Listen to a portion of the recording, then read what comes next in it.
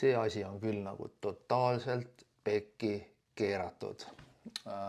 Räägin siis Black Friday'st. See ei ole juba see aasta, see kindlasti ei ole Black Friday.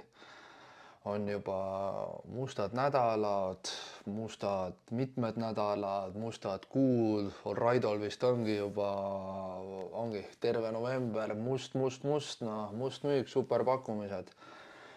Ma olen vaadanud erinevates e-poodides ringi, otsinud pakkumisi, sest jõulud on tulemas, vaja jõulukinke leida ja nii edasi ja nii edasi.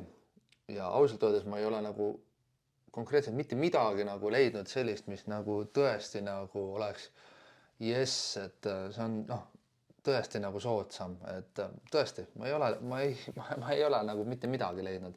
Ma olen saanud küll mingi väikseid nagu allahindlusi, aga need ei ole ikkagi sellised Black Friday nagu diili sarnased.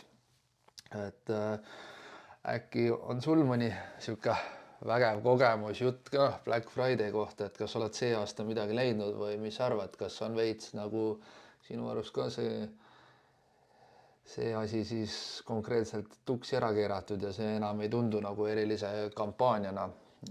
Mina isiklikult üksi IT-s ei tee mustasi nädalaid ja kuid ja mis iganes, ikkagi Black Friday on Black Friday, hoian seda joont.